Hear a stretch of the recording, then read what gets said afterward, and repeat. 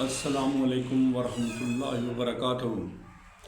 Rabbi इश्रह ली सदरी व यस्सिर ली अमरी वहलुल उक़दतम मिन लिसानी यफ़क़हू क़ौली रब्बि ज़िदनी इल्मा। हज़रात ग्रामी, अभी इन दिनों ये जो ड्राइविंग का सिलसिला मुतासर हुआ है, लोग जो हैं वो परेशान हैं, क्योंकि रूल एंड रेगुलेशन जो हैं वो तो पहले से बने हुए थे, लेकिन इनको इम्प्लीमेंट जो है वो नहीं किया गया था। तो हमारा कल्चर क्या चल रहा था कि अगर किसी के पास लाइसेंस नहीं है, किसी के पास कागज़ नहीं है, किसी के पास हेलमेट नहीं है, कोई सही तरीके से ड्राइविंग नहीं कर रहा है, तो जितनी भी डेविएशंस वगैरह होती थी उनकी एक कीमत लगती थी। आपको हर अवाम भी जानते हैं, हुक्मरान भी जानते हैं, और सब लोग जानते हैं कि कल्चर किस तरह का डेवलप हो चुका था। उसको डेवलप होने में कितना अरसा लगा, 70 साल लग गए उसको डेवलप होने में। आई एम सॉरी कि अब जब उसको सख्ती की गई सडनली, अब मुझे नहीं समझ आ रही कि ग्रेजुअली क्यों नहीं हम लोग काम करते। हम इतना बिगाड़ पैदा करने के बाद फिर जो है ना कोई ऐसा काम कर जाते हैं जिसकी वजह से अवाम का जीना दोभर हो जाता है। अवाम खुदकुशियां करने लगते हैं, अवाम आपस में झगड़ना शुरू हो जाते हैं। अगर कोई पुलिस वाला है एक साइड पे और दूसरी साइड पे आम अवाम है, तो उनका एक रिदम है आपस में। वो एक दूसरे के दुश्मन नहीं है, वो एक दूसरे के भाई हैं, वो एक दूसरे के दोस्त हैं, वो मुआशरे के मेंबर हैं, respectable member of this society. तो हमने उनको अपना दुश्मन बना के फिर हमने काम करना है। यानी अब मुझे किसी बंदे ने फैसलाबाद से टेलीफोन किया कि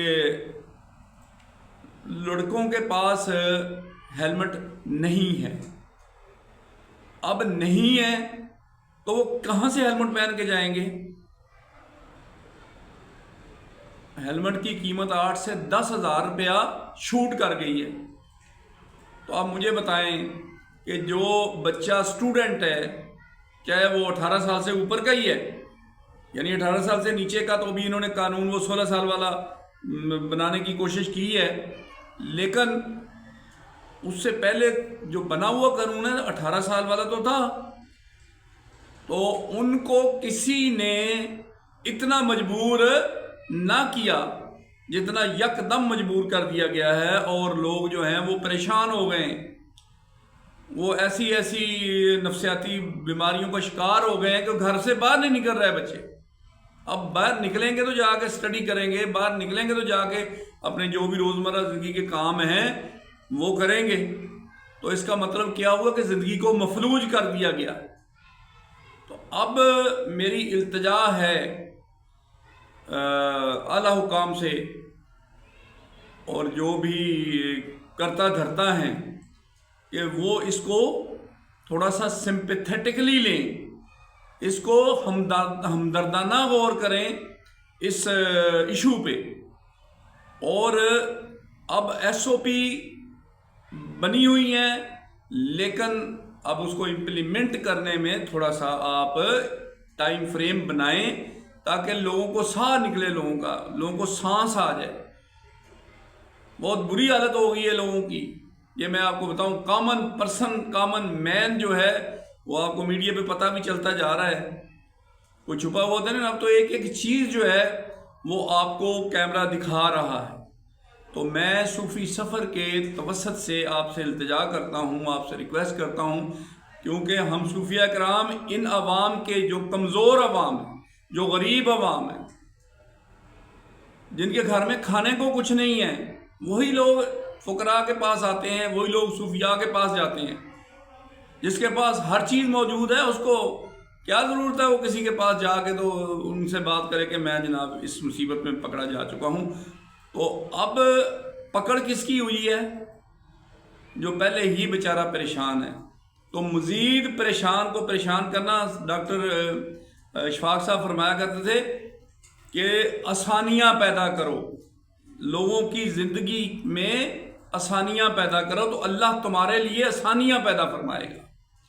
تو میری یہ التجا ہے کہ آپ لوگ بھی اس فارمولے پہ عمل کرتے ہوئے آسانیاں پیدا کریں، تاکہ آپ کے لیے بھی آسانی پیدا کی جائے اللہ تعالیٰ کے دربار میں، اللہ تعالیٰ کے عرش کے اوپر آپ کے اوپر بھی آسانی پیدا کرے۔